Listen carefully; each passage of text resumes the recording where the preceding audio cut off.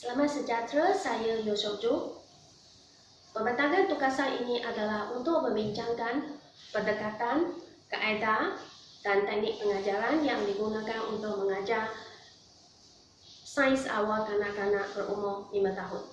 Selain itu, saya juga akan menunjukkan cara-cara menggunakan bahan-bahan pengajaran yang dicadangkan untuk mengajar sains awal kanak-kanak 5 tahun. Apakah pendekatan pedagogi?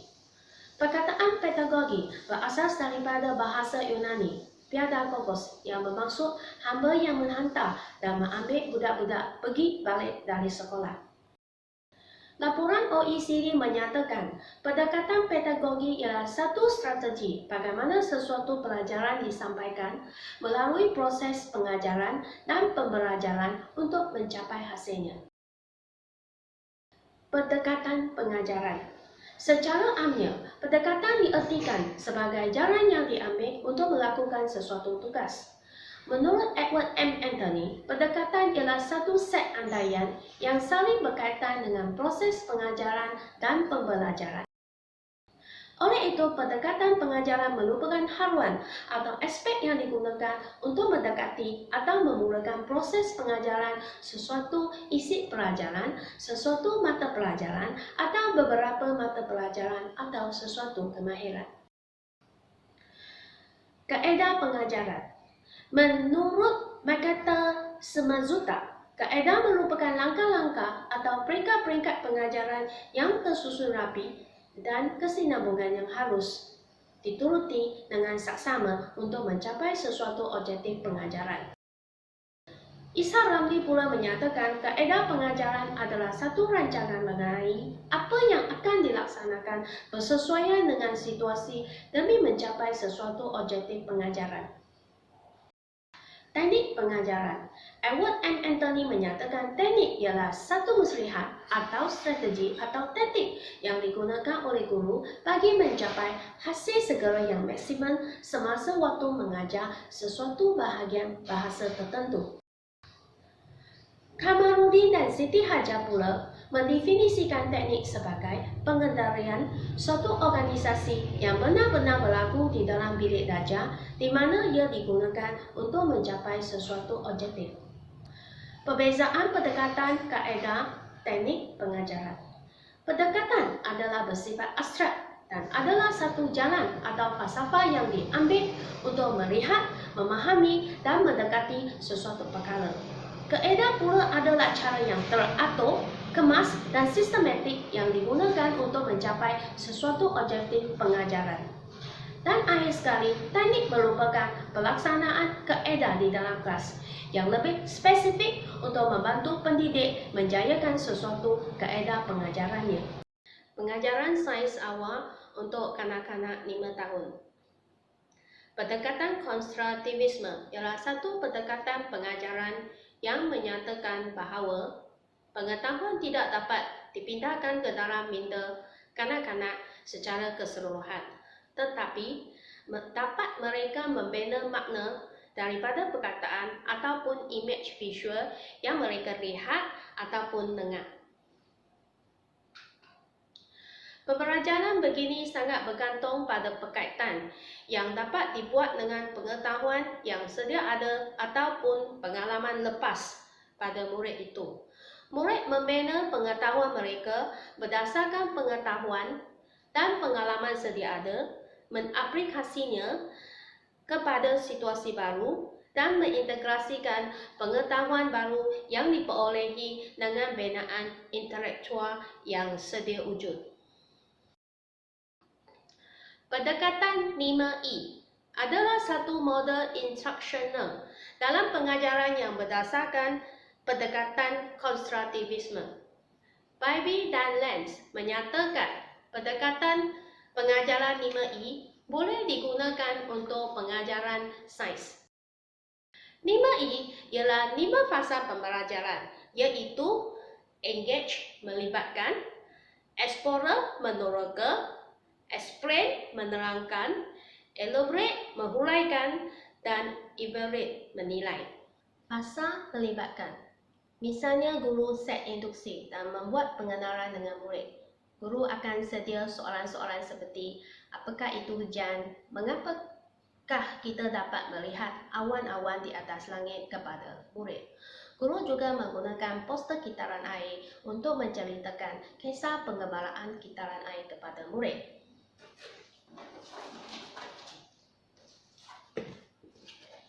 Inilah poster kitaran air yang disediakan oleh guru.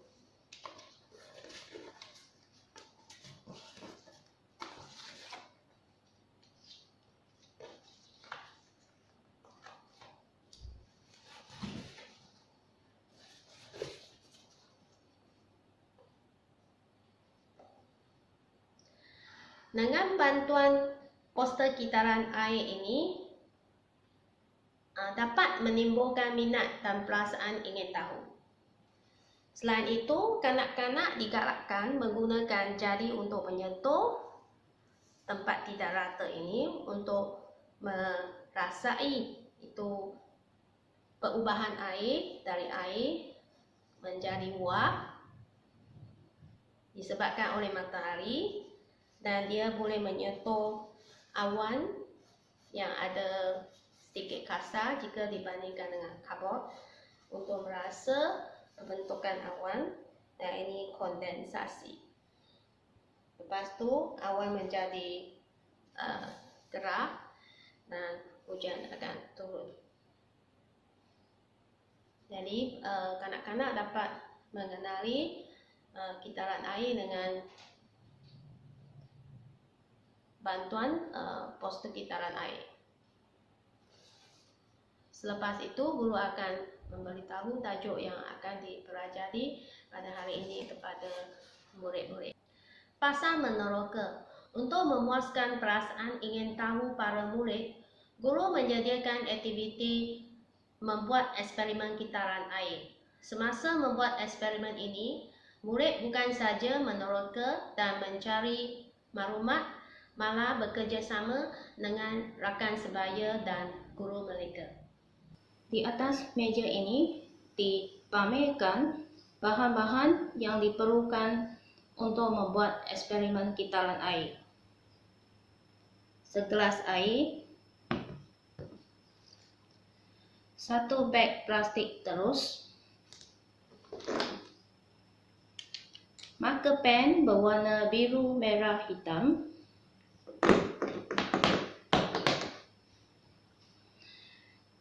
dan 1 pita pelekat.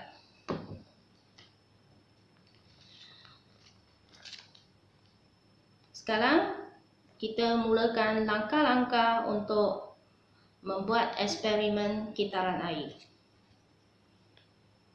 Beg plastik terus ini dibagaikan sebagai ibu bumi kita. Pada mulanya, kanak-kanak diminta membuat garisan air di bawah plastik beg.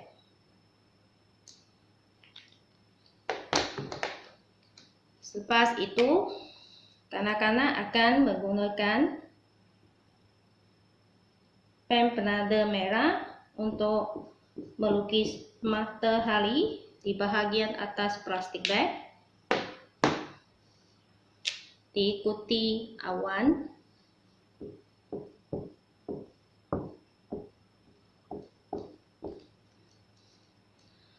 kanak-kanak boleh menggunakan pen penada biru untuk memenuhkan awan yang dilukis.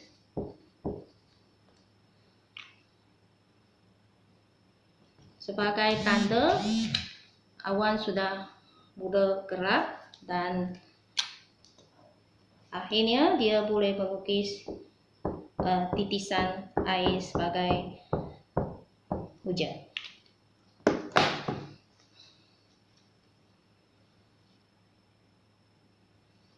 Inilah plastik beg terus yang siap dengan garisan air, matahari, awan, dan hujan. Kesemua ini dilakukan oleh kanak-kanak sendiri. Mereka akan melukisnya. Selepas itu, kanak-kanak akan membuka plastik bag terus dan menuangkan air sedikit demi sedikit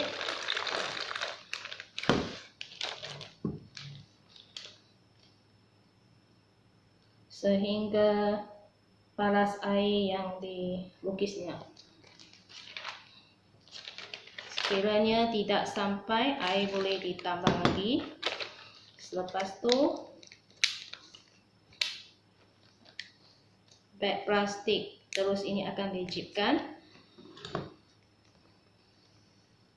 Jika perlukan bantuan guru boleh menolong kanak-kanak untuk jipkan plastik bag itu dengan lebih baik.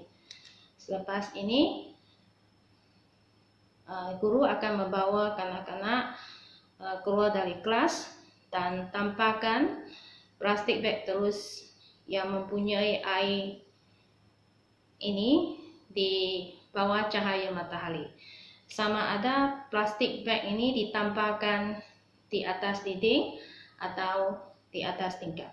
Selepas 20 minit, guru akan membawa murid keluar daripada kelas pergi membuat pemerhatian terhadap perubahan yang berlaku pada bag plastik.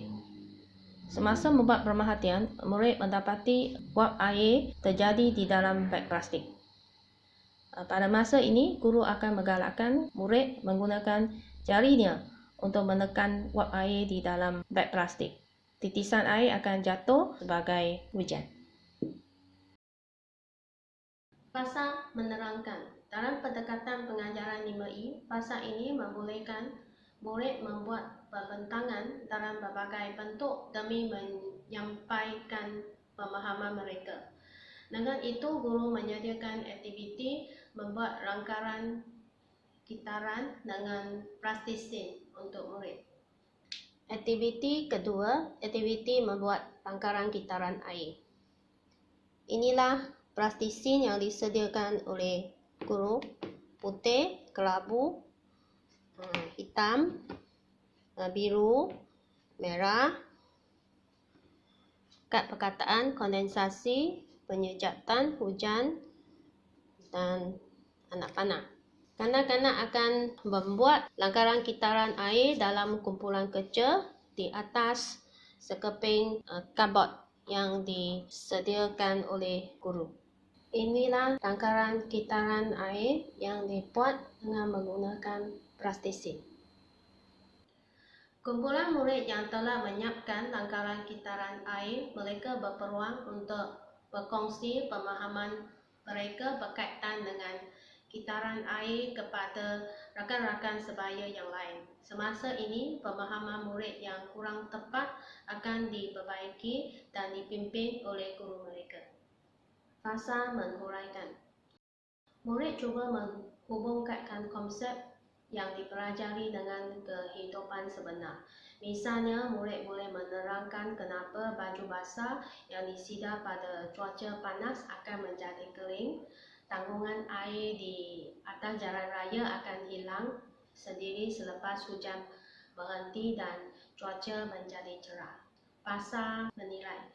Guru menilai pemahaman murid mengenai topik kitaran air melalui pemerhatian terhadap pembualan soal jawab serta refleksi di antara murid dengan rakan sebaya atau di antara murid dengan guru mereka. Guru juga bantu untuk memberikan penilaian dan peneguhan positif kepada murid dengan meletakkan semua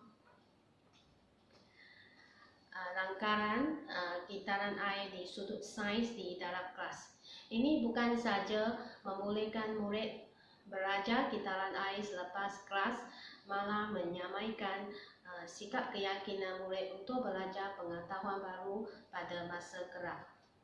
Secara keseluruhan, APH Sains Awal untuk kanak-kanak 5 tahun telah menggunakan kaedah induktif, kaedah inquiry, kaedah pembincangan berkumpulan dan kaedah penyiasatan. Manakala teknik-teknik pengajaran yang digunakan di dalam APH ini adalah teknik soal jawab, teknik pembincangan, teknik bercerita semasa guru menceritakan kisah penggambaraan kitaran air dengan bantuan poster kitaran air. Teknik demonstrasi semasa guru menunjukkan cara-cara membuat eksperimen kitaran air. Inilah saja teknik-teknik yang telah digunakan di dalam APH yang disediakan. Kesimpulan. Terdapat banyak pendekatan, kaedah dan teknik yang boleh digunakan oleh guru semasa pengajaran dan pembelajaran mereka. Guru adalah bebas untuk memilih pendekatan, kaedah dan teknik yang hendak digunakan. Ini adalah kerana tiada satu pendekatan, kaedah dan teknik yang spesifik semasa proses pengajaran dan pembelajaran. Pemilihan ini mestilah secara kreatif dan bersesuaian dengan perkembangan kanak-kanak. Sekian saja pembentangan saya. Terima kasih.